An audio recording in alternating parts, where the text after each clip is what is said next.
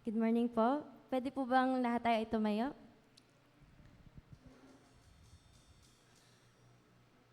Sa umagang ito po, let us focus on the Lord at talagang mag-meditate tayo. Let us give thanks to Him na naririto tayo ngayong umaga. And talagang only by the grace of God can we receive the promises of our God.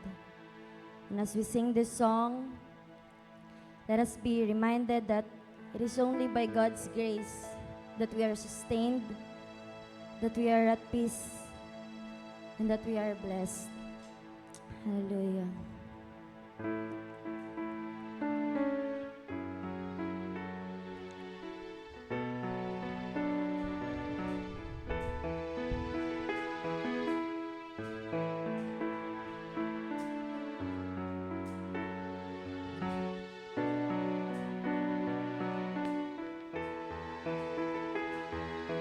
Only by grace can we enter. Only by grace can we stand. Not by our human endeavor, but by the blood of the Lamb. Into your presence you call us. You call us to come. Into your presence you draw us. And now by your grace we come. And now by your grace we come. Minsan pa, only by grace. Only by grace can we enter. Only by grace can we stand. Not by our human endeavor, but by the blood of the Lamb. Into your presence you call us. You call us to come. Into your presence you draw us. And now by your grace we come. Now by your grace we come.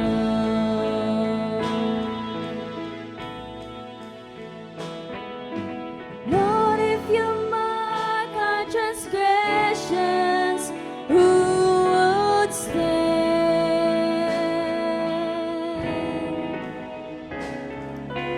Thanks to your grace, we are cleansed by the blood of the Lamb.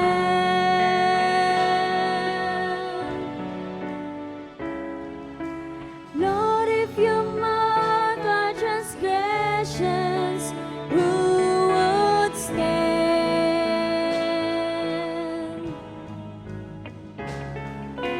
Thanks to your grace, we are cleansed by the blood of the Lamb.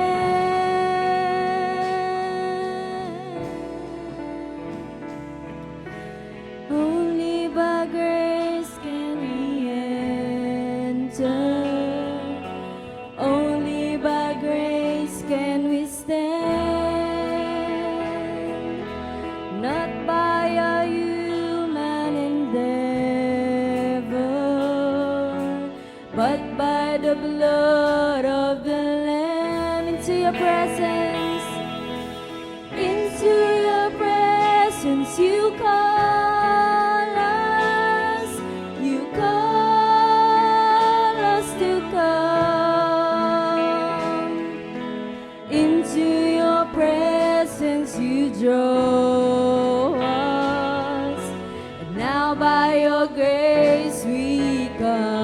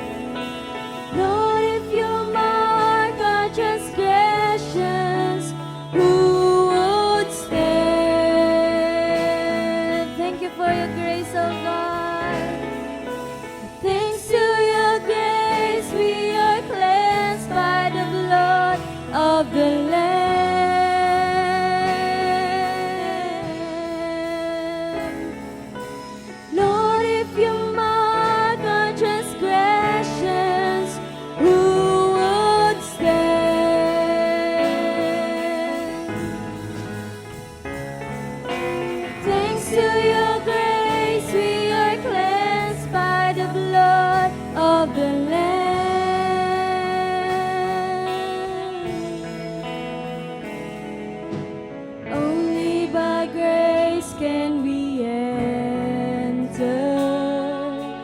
Only by grace can we stand, not by our human endeavor, but by the blood of the Lamb. Into your presence you call us, you call us to come. Into your presence you draw us, and now by your grace we come. Now by your grace we come. Now by your grace we come.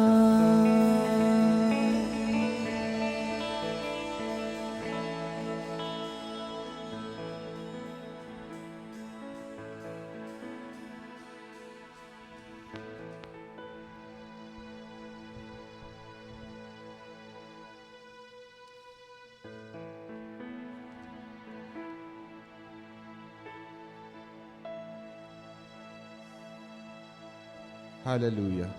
Tayo po'y manalangin.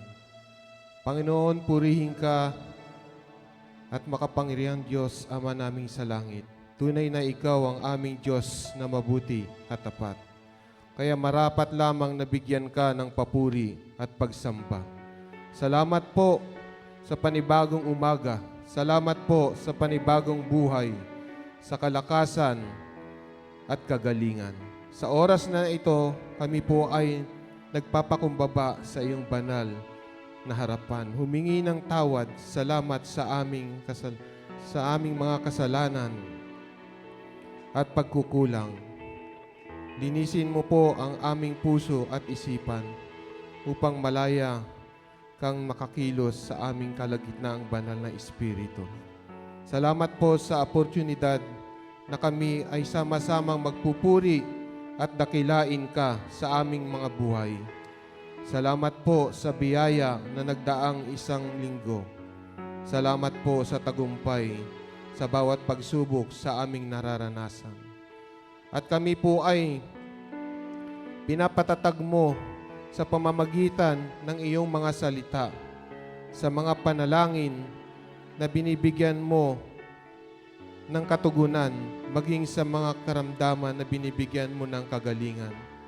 Dalangin po namin, O Diyos, pagpalain mo si Samoni Lea Gibara na magpahayag ng iyong salita sa umagang ito, maging man ang iyong mga lingkod na gagamitin mo sa umagang ito. Ikaw ang Diyos na hindi nagbabago noon, ngayon at magpakailanman. Ito ang aming panalangin sa pangalan ng Ama, ng Anak, at Diyos, Espiritu Santo. Amen.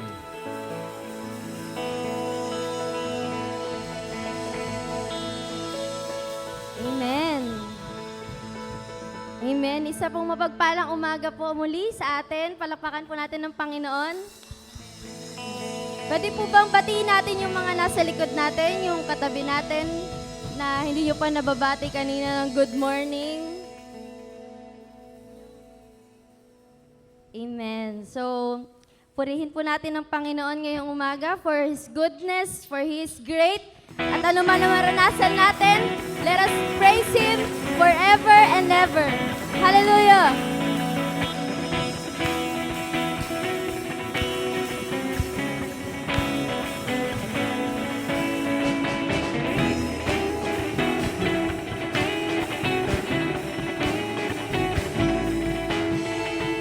Praise Him in the morning, in the evening. He's ever faithful. Praise Him for His goodness in my weakness. He's strong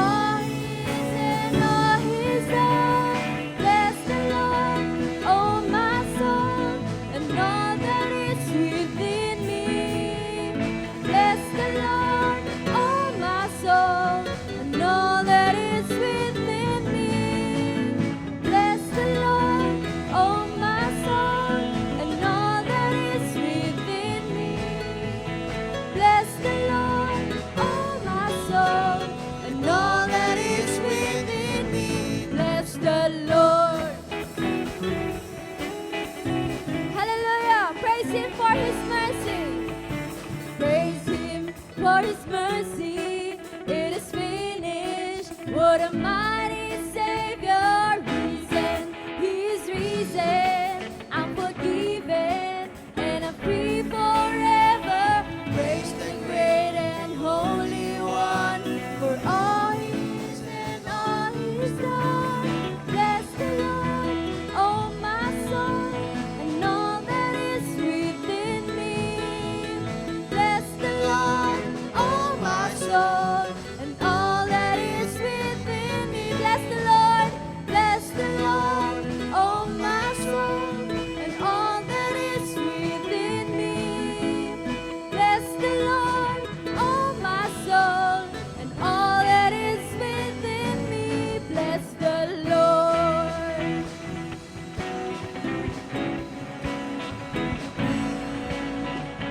Praise Him for His mercy, it is finished. What a mighty Savior, risen, He's risen. I'm forgiven and I'm free forever. Praise the great and holy one for all He is and all He's done. Bless the Lord, oh my soul, and all that is within me.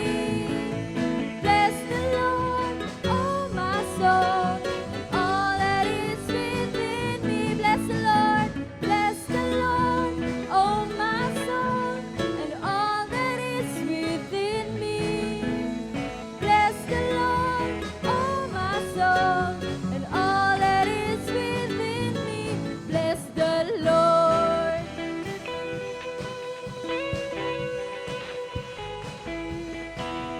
He's greater, He's greater. Nobody but Jesus is greater.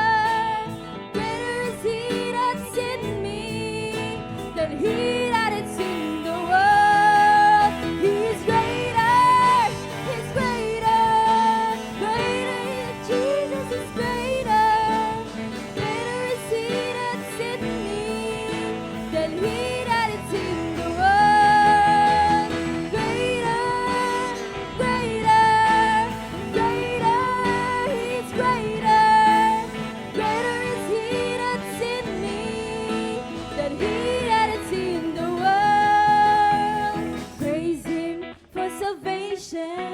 For deliverance with a song of freedom. Praise Him for the victory. I'm alive now in the name of Jesus. Praise the great and holy one for all He is and all He's done. Bless the Lord, oh my soul, and all that is within me. Bless the Lord, oh my soul, and all that is within me. Bless the Lord, oh my soul, and all that is within me. Bless the Lord, oh my soul, and all that is within me. Bless the Lord, oh my soul, and all that is within me. Bless the Lord, oh my soul, and all that is within me. Said pa, bless the Lord, oh my soul, and all that is within me. Bless the Lord, oh my soul, and all that is within me. Bless the Lord.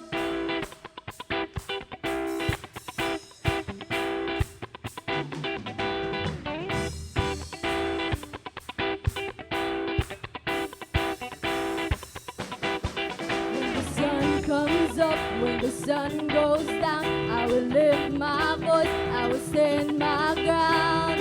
I will bless the Lord.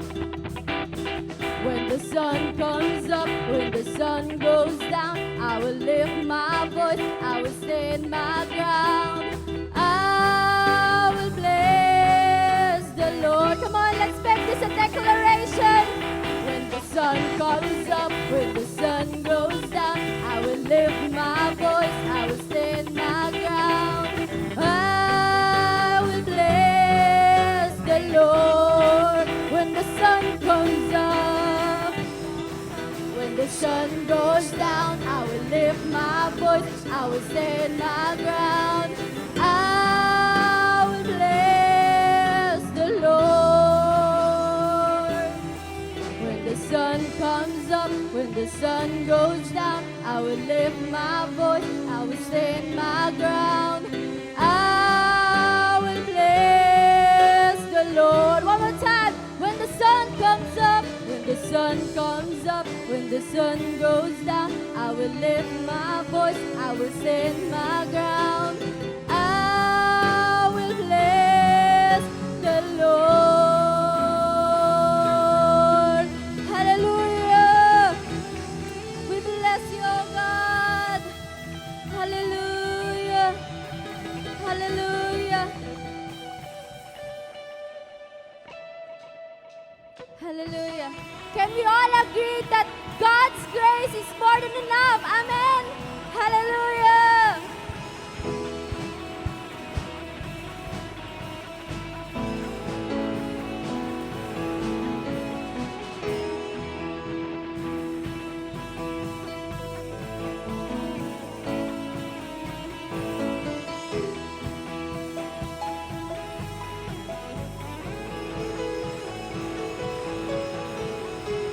Great is your faithfulness, oh God. You wrestle with the sinner's heart. You lead us by still waters into mercy, and nothing can keep us apart. So remember your people, remember your children, remember your promise, oh God.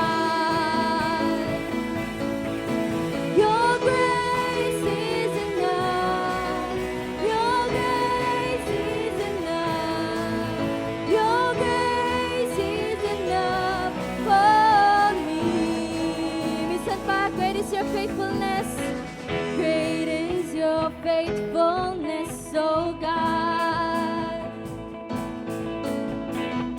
You wrestle with the sinner's heart. You lead us by still waters into mercy, and nothing can keep us apart. So remember your people, remember your children, remember your promise, oh God.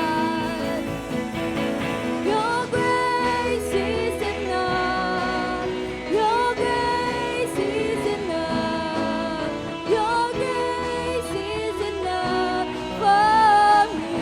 Your grace is enough, oh God. Your grace is enough, your grace is enough, your grace is enough for me.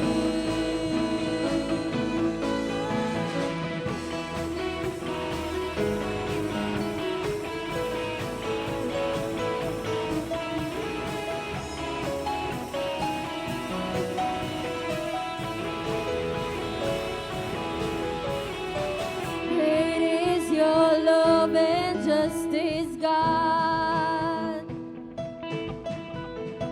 You use the weak to lead the strong. You lead us in the song of your salvation, and all your people sing along. So remember your people, remember your children, remember your promise, oh God. Your grace is enough, your grace is enough.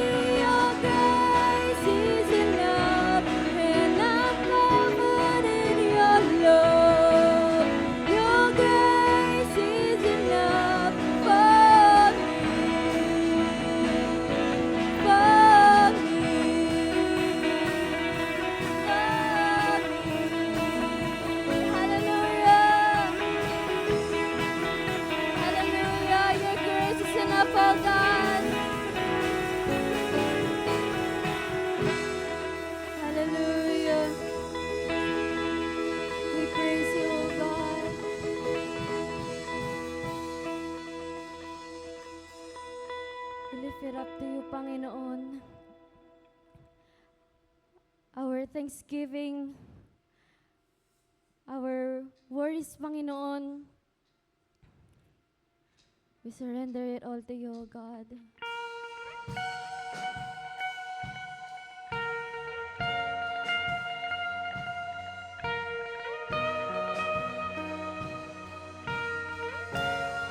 Hallelujah. We entrust to you, Panginoon, ano man ang season, Panginoon, ng aming buhay. Alam namin na hindi mo kami pababayaan. I abandon every distraction. My attention is set on you. My devotion, Jesus, my portion. My affection is set on you. I was made to worship. I was made for your embrace.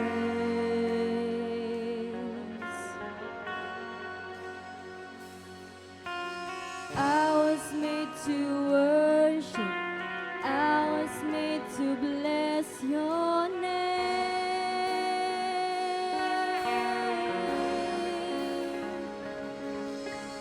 I will bless the Lord at all times. I will bless the Lord at all times. I was made to worship.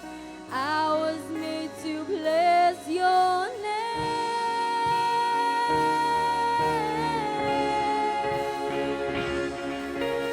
I will shout your praise forever. I will shout your praise forever.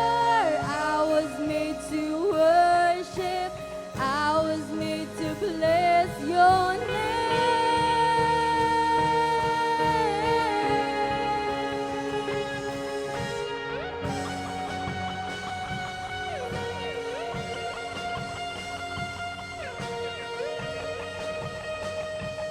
Hallelujah. Captivated by your goodness, overwhelmed by your majesty, swept away your holy presence, giving over all of me. I was made to worship. I was made for your embrace.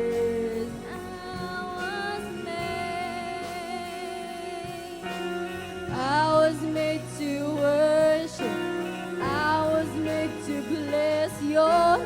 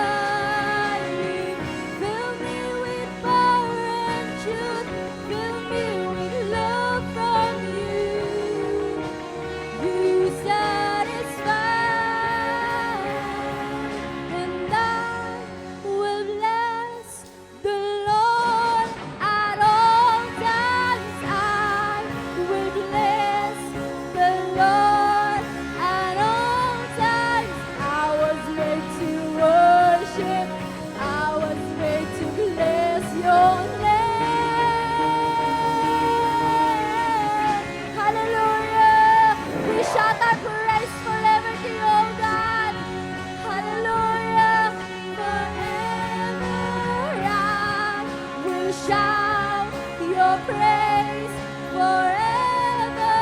I was made to worship, I was made to bless your name.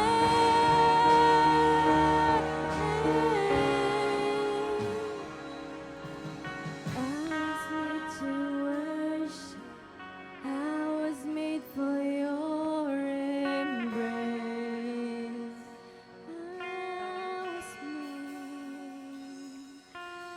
I was made to worship, I was made to bless your name.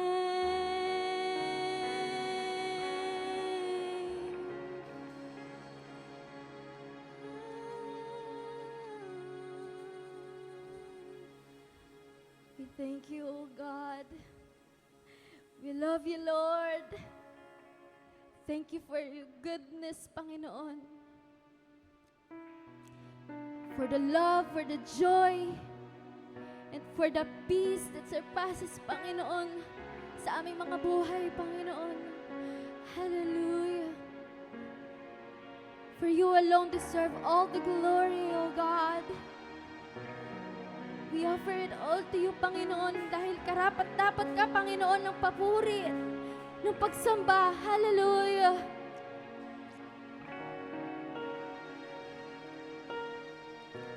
Hallelujah.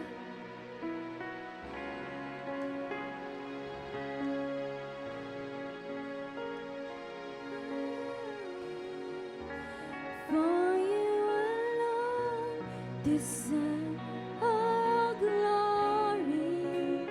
For you alone deserve all praise. Father, we worship and adore you. Father, we long to see your face.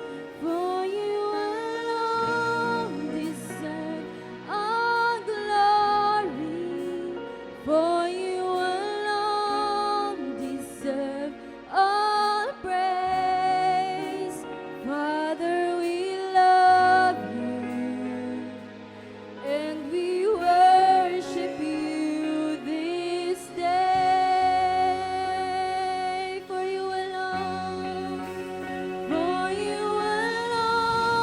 deserve all glory. For you alone deserve all praise. Father, we worship and adore you. Father, we long to see your face. For you alone deserve all glory. For you alone deserve all praise. Father, we love you and we worship you this day. For you alone, oh God, for you alone deserve all glory. For you alone deserve all praise. Father, we worship and adore you. Father, we long to see your face. For you alone deserve all glory. For you alone deserve all praise. Father, we love you and we worship you this day. Pwede bang itaas natin ang ating mga kamay sa Panginoon and just talk to God? Hallelujah! Kung ano yung mga worries natin, if you're struggling, if you're natatakot ka sa buhay mo, ilapit mo sa Panginoon at itaas mo sa Kanya. Surrender it all to God. Hallelujah! Come on! For you alone deserve all glory. For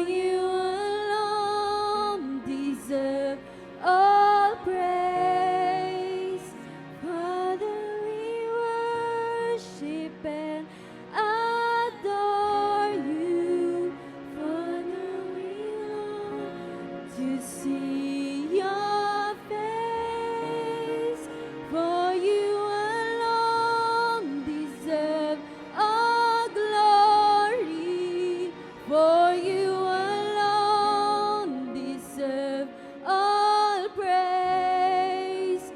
Father, we love you and we worship you this day. Minsan pa,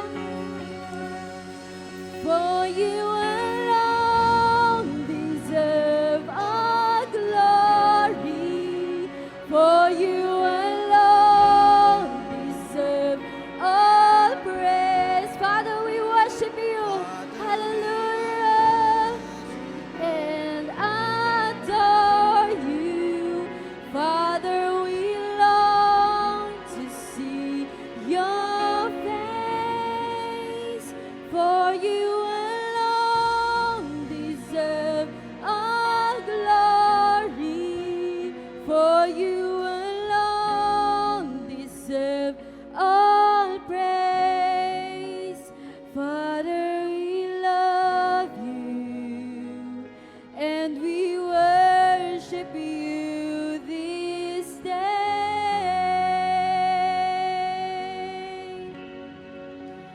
Father, we love you and we worship you this day.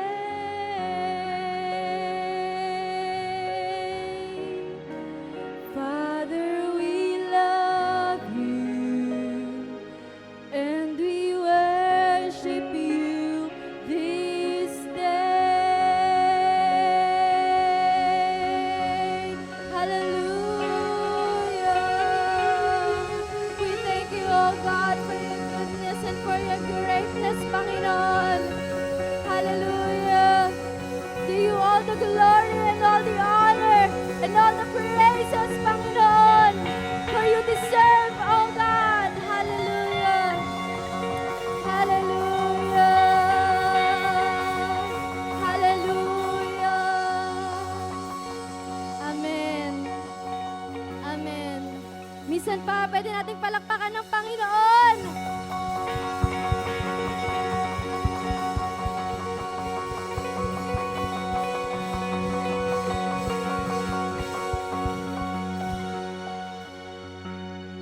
Maaari na po tayong makaupo sa presensya ng Panginoon.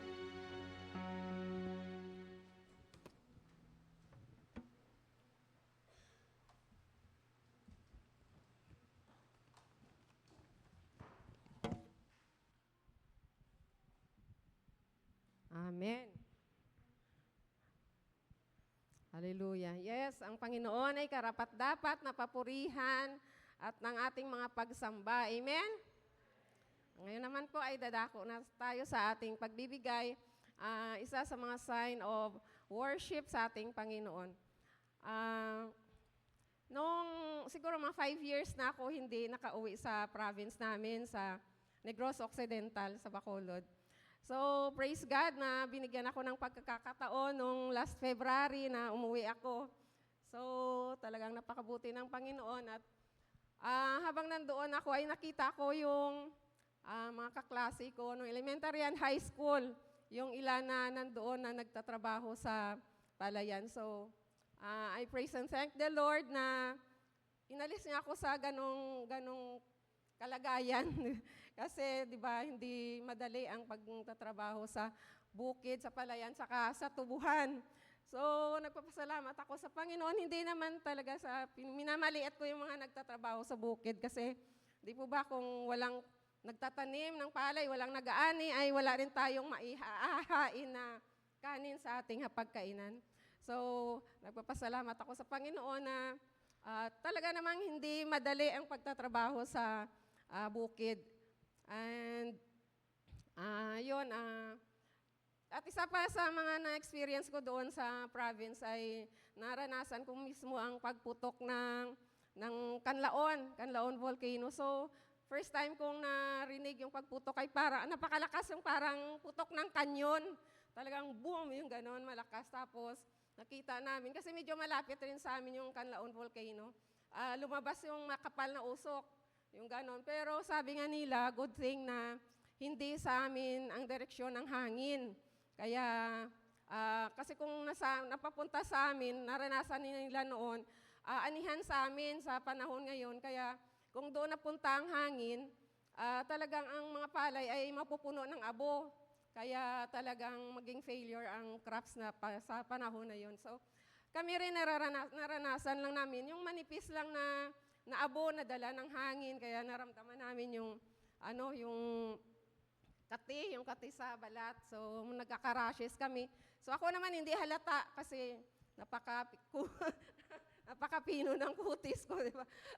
Pero yung sa biyanan ko, kasi sumamang biyanan ko, talagang maputi siya, talagang kitang-kita ang rashes niya.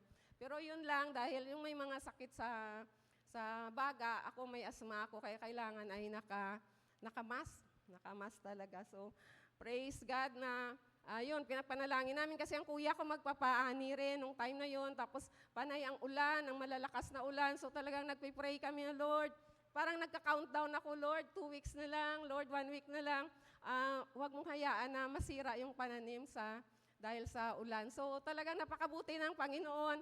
Ang mga tao doon sa amin ay nag-ani ng sagana. So praise God. Amen. Tayo po ay dadako na sa ating panalangin. Hallelujah. Purihin ka, dakilat makapangyarihang Diyos, Ama namin sa langit. Tunay, Panginoon, na Ikaw ang aming Diyos, nararapat sa mga papurit pagsamba. Purihin ka, Panginoon.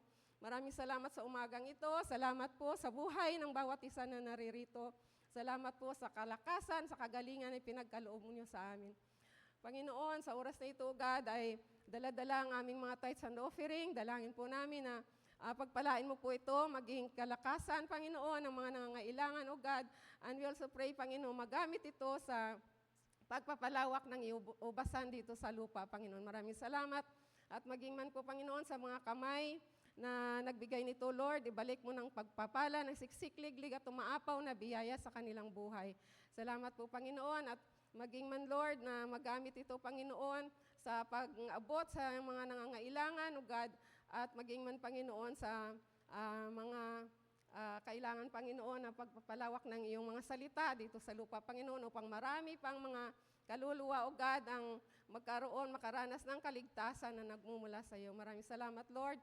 And we also pray, Panginoon, sa mga nagbibigay, Panginoon, Lord, pagpalain mo ang aming mga business, maging man ang aming mga trabaho, God, and we pray din, Lord, sa mga pinagkakitaan ng lahat, Panginoon, dalangin po namin ang iyong pagpapala sa bawat isa, O God, at sa mga wala pang kakayanan na magbigay, Lord, dalangin namin na ipagkaloob mo ang desires ng kanilang mga puso, O God, at iparanas mo sa kanila ang iyong pagpapala, Panginoon. Maraming salamat, Lord, at maging man, Lord, dinadalangin po namin na ang mga OFWs, Panginoon, nakaranas ngayon ng mga pagsubok sa kanilang buhay, especially, Panginoon, ang mga nasa Middle East, O God. Dalangin po namin, Panginoon, ang iyong pag-iingat sa kanila, O God. And we pray, Lord, sa mga government officials namin, Lord, ay bigyan mo ng karunungan, Panginoon, kung paano, O God, na matulungan ang aming mga OFWs, Panginoon. Maraming salamat, Lord. Purihin ka, sambahin ka, at luwalhatiin ka. Sa iyo lamang ang pinakamataas na papuri, salamat at pagsamba. In Jesus' name we pray. Amen.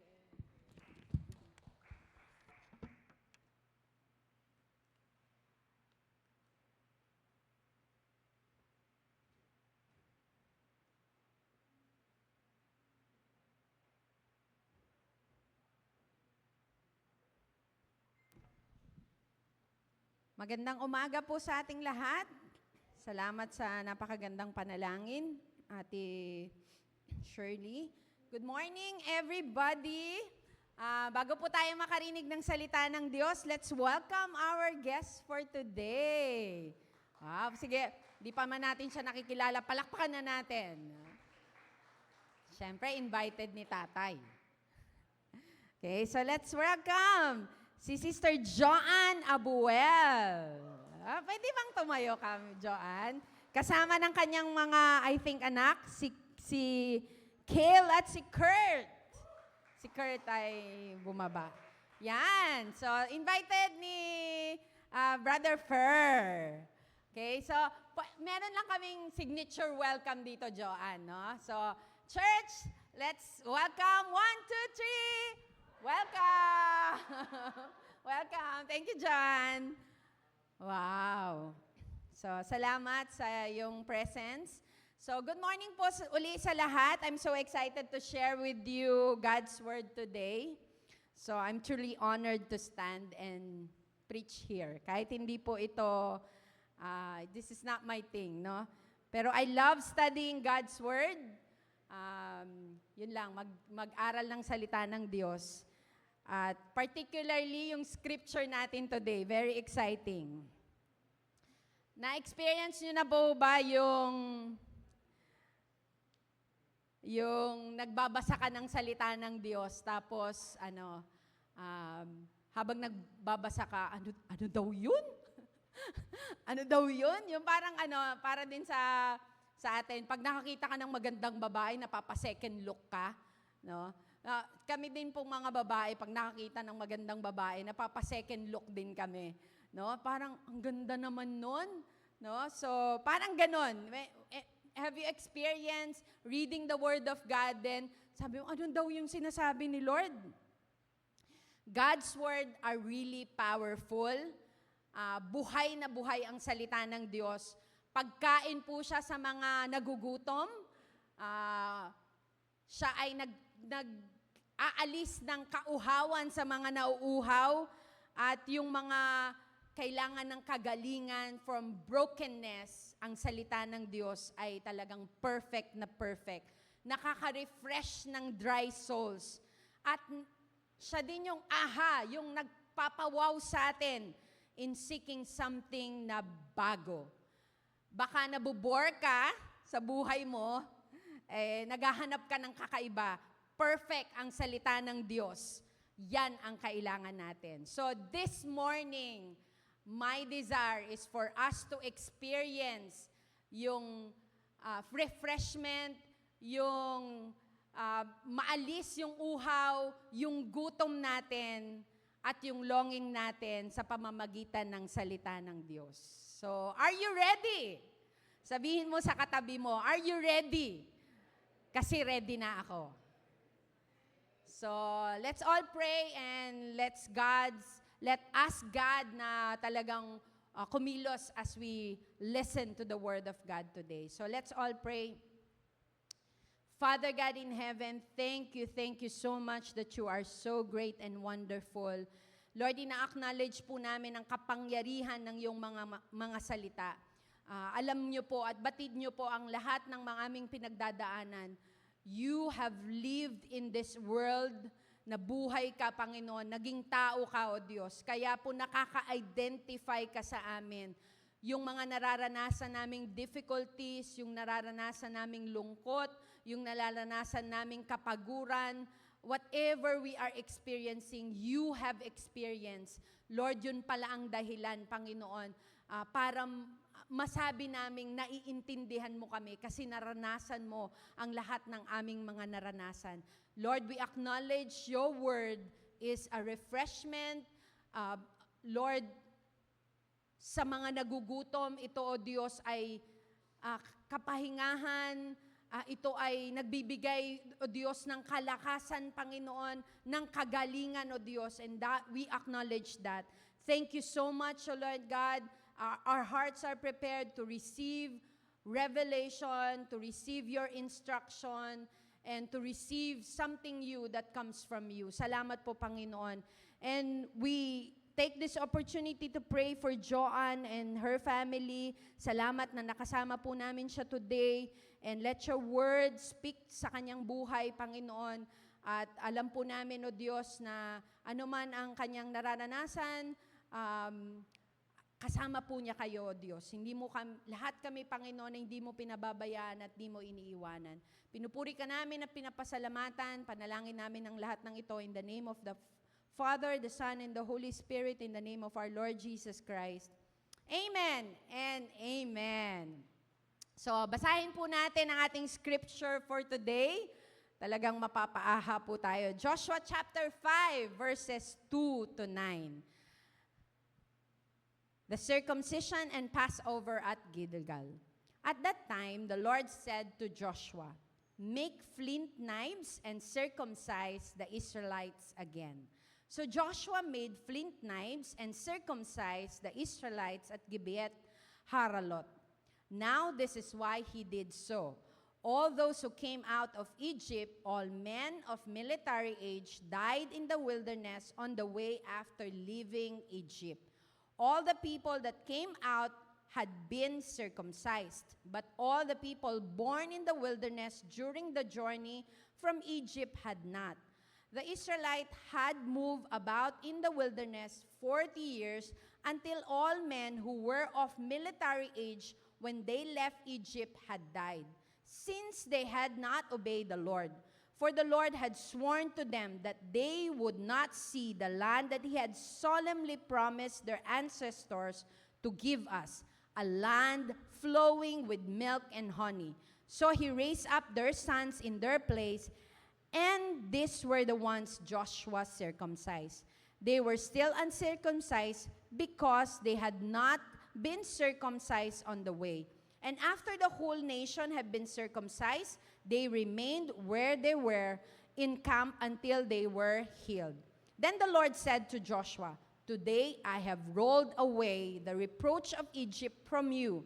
So the place has called Gilgal to this day. So sa Pinoy version, sinabi ni Lord kay Joshua, "Gumawa ka ng patalim na yari sa bato at tuliin mo ang mga Israelites na pinanganak paglabas nyo sa Egypt."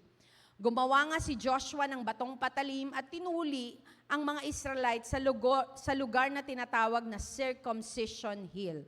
Ginawa niya ito kasi namatay na lahat ng mga lalaking may sapat na gulang para makipaglaban nung naglalakbay sila sa desert pagkaalis nila sa Egypt. Tuli na ang mga lalaking yon nung yung nakaalis sa Egypt. Pero di pa tuli ang mga lalaking pinanganak nung naglalakbay sila sa desert. 40 years naglakbay sa desert ang mga Israelites at namatay na lahat ng mga lalaking handang makipaglaban na umalis sa Egypt. Di nila sinunod si Lord, kaya di nila makikita ang mayaman at masaganang lupain na pinangako niya sa mga ancestors nila. Tinuli ni Joshua ang mga anak na lalaki na pumalit sa kanila kasi di pa sila natuli nung naglalakbay sila. After ng pagtutuli, nagstay sa camp ang buong bayan hanggang sa gumaling ang mga tinuli. Sinabi ni Lord kay Joshua, inalis ko ngayon ang kahihiyan ng pagkaalipin nyo sa Egypt. Kaya hanggang ngayon, tinawag na Gilgal ang lugar na yon. Purihin ang Diyos sa pagbabasa ng kanyang salita. So the first time na binasa ko po yung text ng message natin today, sabi ko sa sarili ko, circumcision ang preaching ko. Paano ba ako makaka-relate dito? Tapos historical pa, no? Very historical. So, ang lesson po natin ay, as I read it, no, yung Word of God, it's really rich, napakayaman. So, out of circumcision, may matututunan ka. This is so much of value habang inaaral ko po siya. And we will get so much value in the tradition of Israel. So, naranasan nyo na po ba yung naglalakad ka, tapos maayos, kalmante, tapos biglang may dumating na aso? No? Ang instinct po kasi natin, pag may nakita tayong aso, malaki man yan or whatever, ang instinct natin, lumaban ka agad. Ang instinct natin, tumakbo. Ang instinct natin, kumuha ng bato. Pero sabi ng mga expert, pag nakita ka na, lalo na pag yung asong mas malaki pa sa kalahati mo, kasi pag yung malaking aso, pag mas malaki sa kalahati mo, pag tumayo yan, ang laki, di ba? So that's our instinct. Pero sabi ng mga expert, pag nakakita ka ng aso, kalma ka lang. Lumakad ng, huwag kang tatakbo. Lumakad ng dahan-dahan, tapos wag kang yuyuko, wag kang kukuha ng bato. Kasi ang feeling nila, mas mag-o-offensive sila pag ganon ang yung reaction. Tapos lalo na, di ba, may mga aso naman na malalaki, breed sila, malaki pero maamo. No? Kagaya ng gold retriever. Parang ganyan yung mga naging sitwasyon ng Israelites sa text po natin. When you think you have to be offensive, but God told you otherwise. And worse, pinagawa niya yung parang napaka-unreasonable na gawin. So let us dig deeper, ano ang ibig sabihin nito. Last Sunday, na-preach ni Pastora Nina yung crossing the Jordan River, step in water, and you will cross the dry land. At yun nga yung nangyari. No? They did. After that, sumunod na ginawa ng Israel ay nag-camp sila muna dun sa Gibeat Haralot. Meron po akong picture dyan para makita nyo, no? So, yung pag-cross nila sa river, yung bilog sa baba, to the camp, 1 to 1.5 kilometers away yan, from Jordan River to Gilgal. Tapos, 1 to 1.5 kilometer to Jericho, yung unang ikakonquer nilang place. So, napakalapit lang. So, our topic for today is consecrate for conquest. So, ibig sabihin, labanan na talaga to. But before the conquest is consecration. So, quick story lang related to the 2 Sundays of our preaching. Nakwento ni Pastor Norden, God called Abraham to leave Ur to go to the land of Canaan in Genesis chapter 12. Later, yung descendants ni Abraham went to Egypt. Yung kwento ni Joseph sa Genesis, the last chapter ng Genesis during Joseph time. When they eventually became slave. Siyempre, nung bago pa lang si Joseph, nung bago yung mga Israelites doon, bidang-bida sila, sikat na sikat sila, mahal na mahal sila, very precious ang mga Israelites. But they became slaves in 400 years. Bakit? Kasi namatay na yung mga nakakakilala kay Joseph, yung heroism na ginawa niya, hindi na nila alam. Sobrang nakita nila na dumadami yung mga Israelites, tapos malalakas sila. So, ang ginawa silang slaves for 400 years. In Genesis chapter 15 to Exodus 1. And then God raised Moses to deliver Israel through Exodus. So, Exodus 14. But because of unbelief, Israel wandered in the wilderness. Nakalabas sila sa Egypt. So, naging malaya sila. Pero, during the wilderness time, paikot-ikot lang sila sa wilderness for 40 years. And you will know bakit ang tagal nila sa wilderness. Malayo ba yung Egypt papunta ng Canaan? Natatagal sila ng 40 years?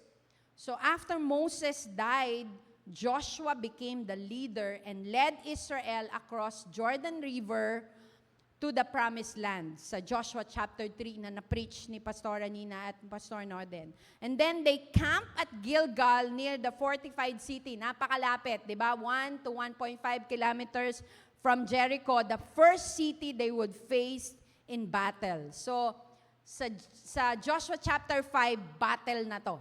No? The goal is to conquer. The goal, and God promised victory. God promised victory to them. But before the conquest, before the victory, before ang labanan, consecration. So ano bang ibig sabihin ng consecrate?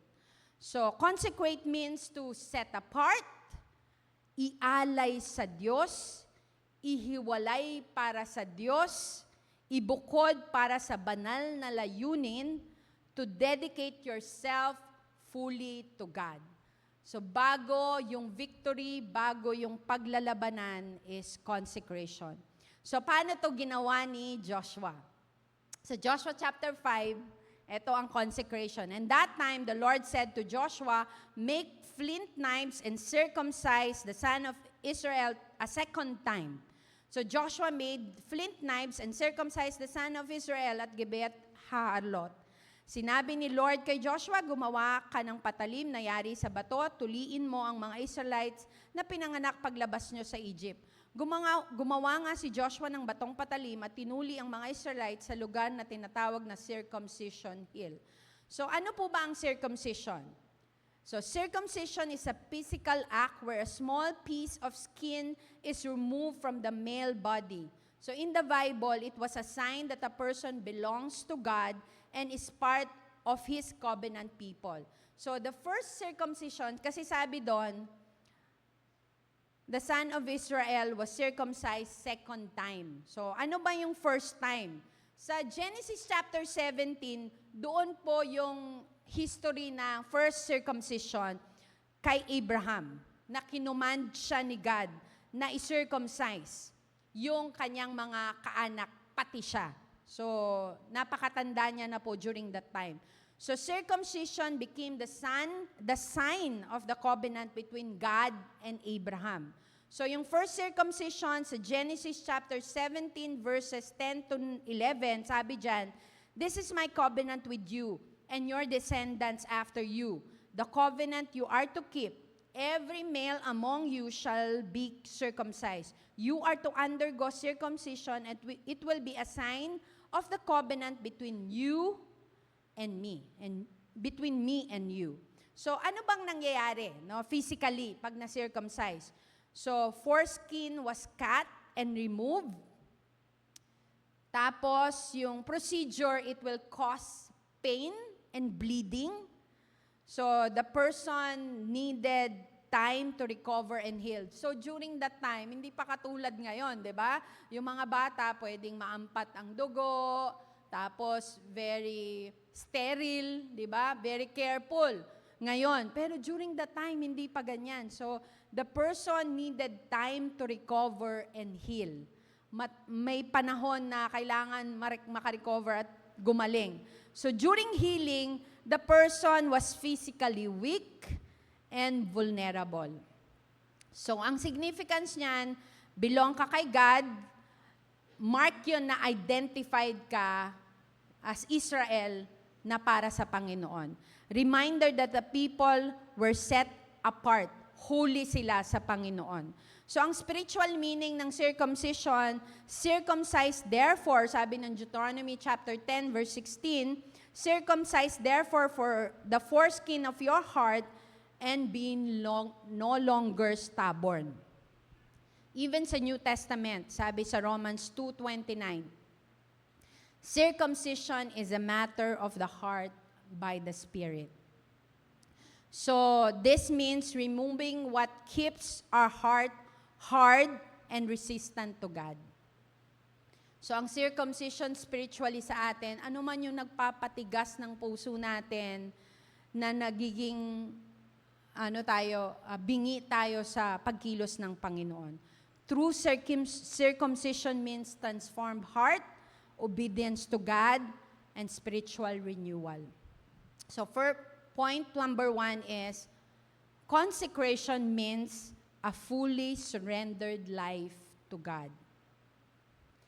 From the start, sa Egypt pa lang, pinangako na ni God na magiging victorious ang mga Israelites. Bibigyan sila ng promised land, a land flowing with milk and honey. Yes, victory is really a promise, but before victory is consecration. Ang consecration means you are fully surrendered to God.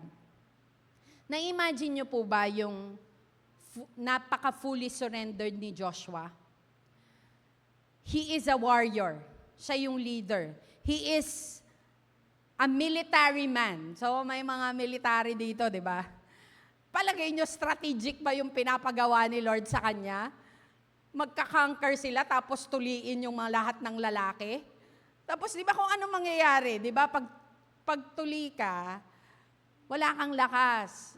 Kailangan mo magpagaling. Dinudugo ka. Wala kang lakas. Tapos, ang lapit ng Jericho, dun sa camp nila. Di ba, it's very, hindi siya, parang pag inisip mo, si Joshua, pag nag-isip siya, parang hindi yata tama ito.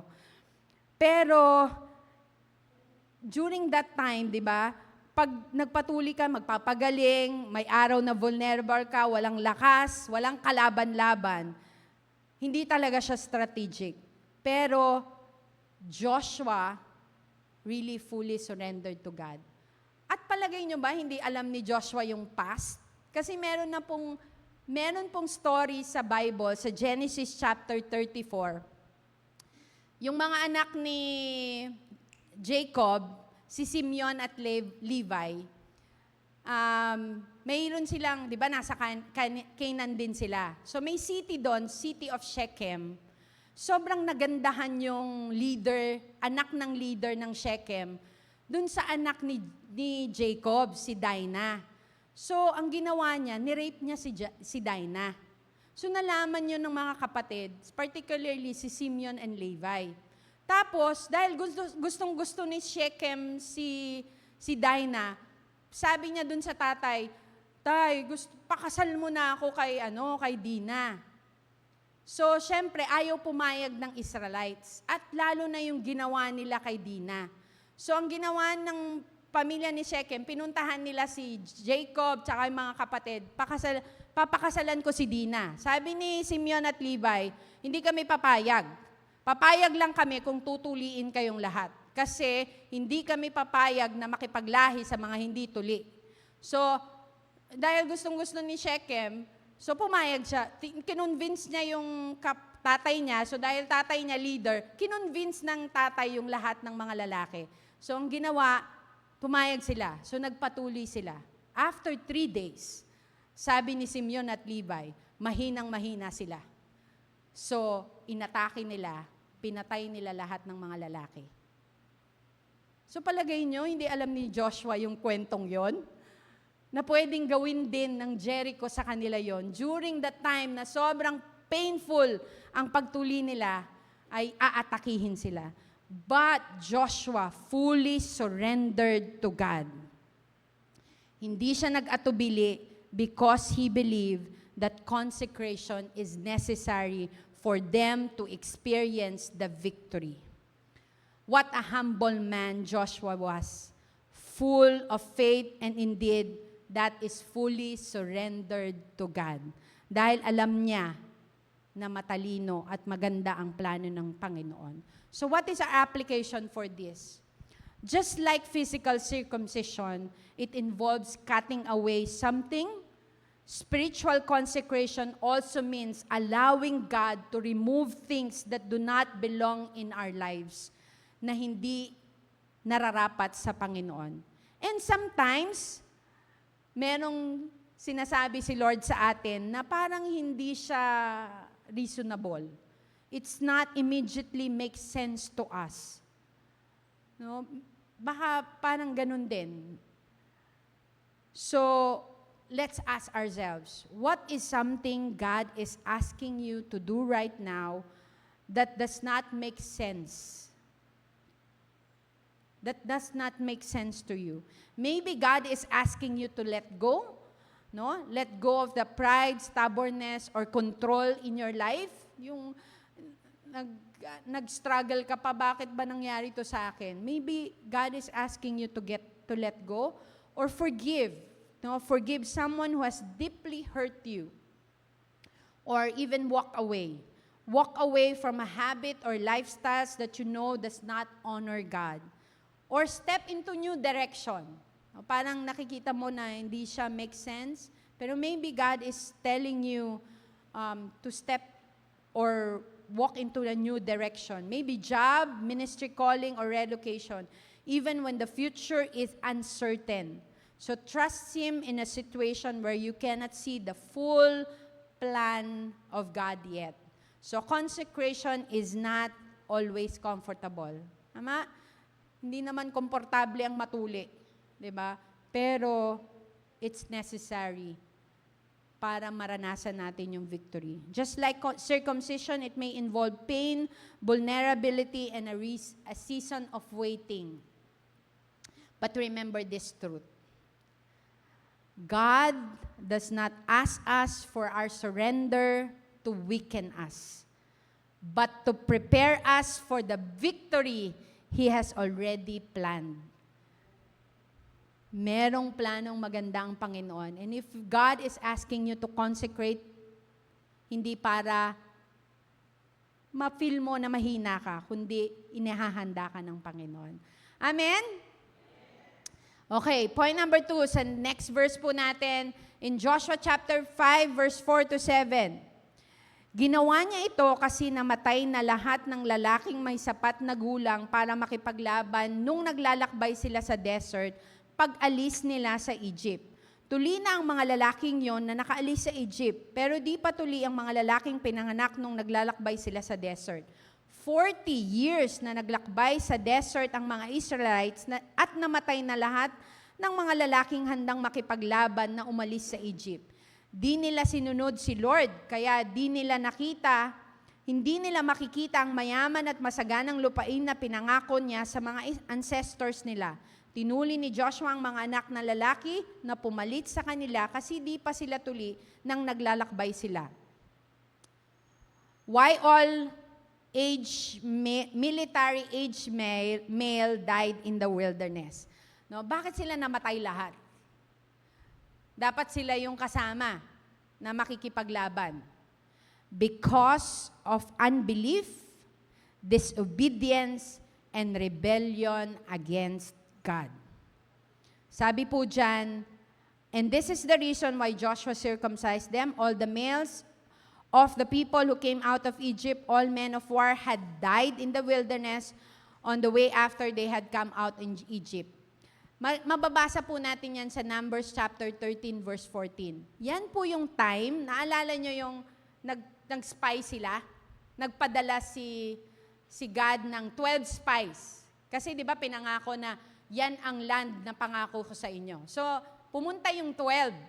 Pagbalik nila, may dala silang bunga ng ubas.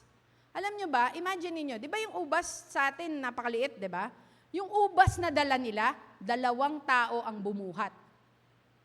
Ganun kasagana yung lupa.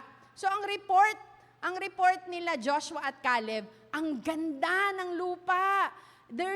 It's really a land flowing with milk and honey. Saganang sagana. Pero yung 10, ang report nila, nakakatakot. Ang daming higante. Hindi natin kaya. Baka tayo ay mamatay lahat. Ganun ang report nila. Tapos yung negative report nila, kumalat. Nahawa yung buong Israel. Tapos ang nangyari, nag-create sila ng committee. Dahil sa sobrang takot nila, nag-create sila ng committee. Alam niyo anong committee? Going back to Egypt. Committee going back to Egypt. So, kuha tayo ng leader na magbabalik sa atin sa Egypt. Grabe, no? Habang binabasa ko ito, sobrang, yung negativity mo, nakakahawa talaga. Tapos, it will bring so much fear that will lead you to your rebellion and action against God. So, ang learning po natin, your negativity has huge consequence. And the consequence, nagalit si Lord sa kanila, lahat ng military age during that time, hindi makaka-enter sa promised land. Your negativity will cause you not to get the promise of God. Hindi nga sila patay, di ba? Hindi sila namatay. Pero 40 years sila, paikot-ikot sa Egypt, dun sa wilderness. Bakit? Kasi hindi sila pwedeng umenter sa promised land. Malayo ba yon? Meron akong picture dyan eh. Alam nyo, ang liit lang nung Egypt to the promised land, napakaliit. It will only take weeks para, pag mag-isa ka, 1 linggo nga lang daw eh. Pero dahil marami sila, it may take weeks or months, pero hindi 1 taon. Kaya na nilang pumunta doon. Pero dahil sa rebellion, dahil sa unbelief, dahil sa hindi pananampalataya sa promise at kalooban ng Panginoon sa kanila, God sinabi na hindi kayo makakapasok. Kaya nagpa-wander sila paikot-ikot hanggang namatay lahat ng mga hindi naniwala sa Diyos. Only Joshua and Caleb ang nabuhay at nakapasok sa Promised Land. So, ibig sabihin, grabe. Kaya pala nagpaikot-ikot kasi ayaw ng Panginoon na pumasok sa Promised Land ang mga rebellious and unbelieving generation. It took 40 years where it can only take few weeks to few months, less than a year. And only two survived, Joshua and Caleb. Trusting God and being positive will lead you to the promise. Negative words and faithlessness. Yung negative words tsaka yung faith, hindi yan pwedeng magsama. No? Hindi yan, misaligned yan. So, the men of war perish because of unbelief and disobedience. So, anong principle na pwede po nating matutunan about consecration? So, consecration, point number 2, consecration means letting go of the old generation, quote unquote. The old must pass before the new can begin. You cannot bring with you old you sa promised land. It must die. Yung dati mo, wag mong dadalin sa promised land. Sa Philippians chapter 3, verse 13 to 14, which is part of our text as well today, sabi po dyan, brothers and sisters, I do not consider myself yet to have taken hold of it, but one thing I do, forgetting what is behind and straining towards what is ahead. I press on towards the goal to win the prize for which God has called me heavenward in Christ Jesus. So our application, sometimes the old generation in our lives represent old habits, no? Yung hindi mo pagbabasa ng Bible, yung hindi mo pananalangin kasi puyat ka, yung kakastroll mo sa cellphones, gamings, or whatever, let's i-bury na natin yan. Huwag na nating isama. Our old thinking, yung mga old thinking natin na I'm not good enough, I'm not loved, I'm not capable, mahina lang ako, bata pa ako, matanda na ako, no? Yung fear natin, di ko kaya yan, yung old identities natin na masungit, yung judgmental, no? Those identities, let's bury all those things. And old environment, this is very, very, very important. Baka nasa group ka ngayon na hindi nagpapatibay ng pananampalataya mo, ng faith mo kay God. So, let's set aside that. This is a very good principle na pwede nating i-take. Environment is stronger than willpower. Kahit na gusto mong magbago, pag ang environment mo hindi nakakatulong sa iyo para magbago ka, the environment is stronger than will. Next slide. No, environment is stronger than will.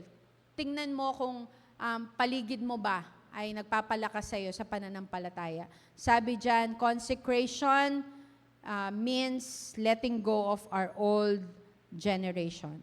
It means stepping away from influence that weaken your faith, relationship that pull you away from God, environments that keep you stuck in your old patterns. Because if the environment keeps feeding the old life, the new life cannot grow. No? So, let's bury that. Huwag nating hayaan na yung dati natin ay mapunta pa sa promised land na kinakonquer natin. Diba? Moving forward tayo, empowered to move tayo this is our vision for 2026. And last point, sa Joshua chapter 5, verses 8 to 9. And after the whole nation had been circumcised, they remained where they were in camp until they were healed. Then the Lord said to Joshua, today I have rolled away the reproach of Egypt from you. So the place had been called Gilgal to this day. Sa Pinoy version, after ng pagtutuli, nagstay sa camp ang buong bayan hanggang gumaling ang mga tinuli. Sinabi ni Lord kay Joshua, inalis ko na ngayon ang kahihiyan ng pagkalipin nyo sa Egypt. Kaya hanggang ngayon, tinawag na Gilgal ang lugar na yon. After circumcision, the people stayed in the camp until they were healed. This is why the place called Gilgal, so means rolling away. No, rolling away in Hebrew means galal. Kaya po siya tinawag na Gilgal. So in Hebrew word, it's galal. May kailangan i-roll kasi. No? Meaning may bara. May hindrance. So imagine nyo po, meron akong picture dyan. Imagine nyo yung kuweba na malaki, no? Na na-roll na yung pinto. No? At pag nagbabiyahe ka, imagine nyo yung sa daan mo, may punong malaki na nakabara. So two things in this verse. There's healing and cleansing. Healing from the pain of circumcision, cleansing from the shame of Egypt. No? Kasi parang nasa pagkatao na nila na naging alipin sila for 400 years.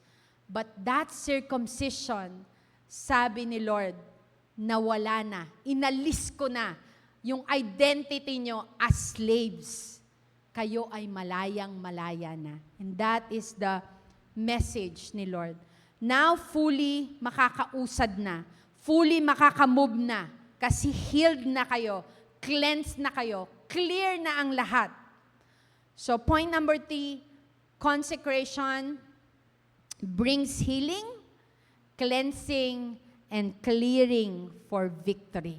Handang-handa na nilang i-conquer kasi pinagaling na sila, nilinis na sila, at nawala na ang lahat ng bara. So, our application, let me ask you today, what are you expecting God to heal you, cleanse you, and clear something in your life? Kaninang umaga while I'm praying, Lord, ano po ba yung message mo sa amin? So if you are praying something, healing, deliverance, ano man yung dinidesire ng puso mo, consecrate yourself. Kasi there is healing, there is cleansing, and there is deliverance when you consecrate your life to God. So maybe you want something na ma-heal from past struggles, na ayaw mo naman, pero parang wala kang lakas. When you consecrate yourself to God, you will see and experience the healing from the past hurts and habits na nararanasan mo. If alam mo sa sarili mo gusto mong magpatawad, no? Maybe unforgiveness, pero parang hindi mo kaya. Consecrate yourself to God and you will see. Napaka-easy because God healed you. Or maybe there's pain in the past, or maybe there are wounds in the past.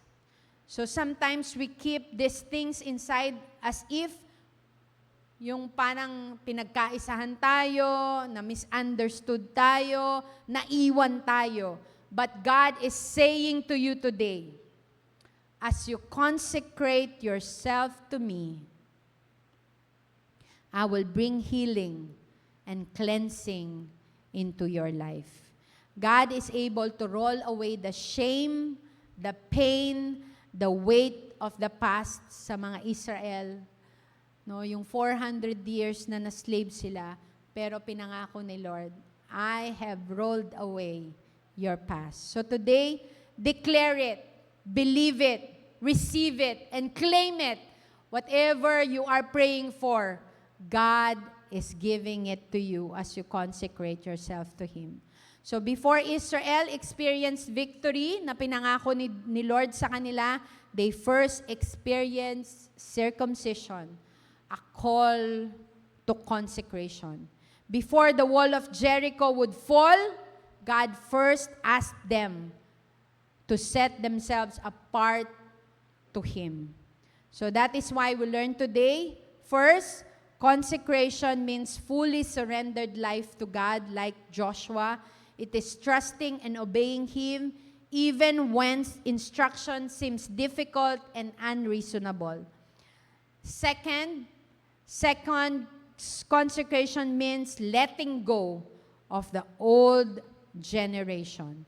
Letting go of the old habits, old mindset, old identity that keep us from walking fully with God. And third, consecration brings healing, cleansing, and clearing for victory. At Gilgal, God healed their wounds and rolled away the reproach of Egypt. When God first commanded Abraham in Genesis chapter 17 to circumcise his household, it was a sign of the covenant. A reminder that they belong to Him. Parang sinasabi ng Diyos, every time you remember that you are circumcised, remember that you belong to me. Ang sarap na paalala ng Diyos sa Kanya, nasa Kanya tayo. We belong to God. Amen? And in the same way, God reminds us today that our lives means fully surrendered to God. Our past will not define our future.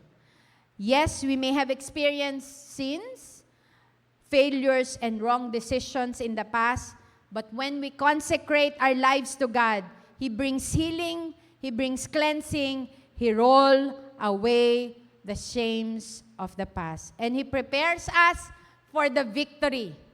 No? Ang ganda ng kwento ng Jericho. God has prepared us the victory and conquest await us to the promised land. So i-claim natin ang tagumpay na binibigay natin ng Panginoon sa atin as we consecrate ourselves unto God. Amen? So let's pray. Lord, salamat o God na buhay ang iyong mga salita. Gaya din po namin, marami po kaming promised land na kiniklaim sa aming buhay. Pero we were reminded this morning that we need to consecrate first before the conquest. Kaya po, Panginoon, kiniklaim po namin that you have rolled away the stones, the hindrances, and you healed us as we consecrate ourselves to you today. Thank you so much. We give you all the glory, the praises, and thank you for the power of your word in our lives today. Thank you, Lord. In Jesus' name we pray. Amen and amen.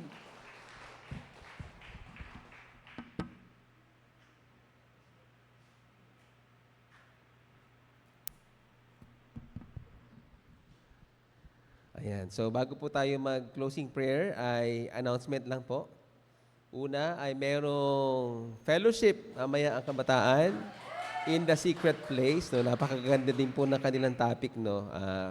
Ano rin, talagang related din sa ating mga topic po ngayon. No? So, ayan po ay 3 p.m. Pero kung mas maaga po kayo, mas maganda para on time po kayo nakakapagsimula. No? Invited po lahat ng mga kabataan, mga teens, mga guests po. Pwede po kayong mag-invite. And then, meron pa ba? Ayan, PGL number 25, malapit na po yan. March 31 hanggang April 3. Ano yan, during po ng Holy Week po yan. Konti lang po kami na from SBC. Kami po ay magsusupport doon para ipag-pray nyo lang po ang tagumpay ng kabuuan ng PGL number 25. And also, alam ko wala pang, ayan, Friends Day, 5th Sunday po yan. Alala nyo po yung Bring a Friend natin. Yan. Inuna natin, pinalitan natin Friends Day na para mas madaling sabihin. Friends Day, sabihin nyo nga. Ayan. Sino may mga kaibigan sa inyo? Marami, di ba? Lahat tayo may mga kaibigan. So, magsama lang po kayo.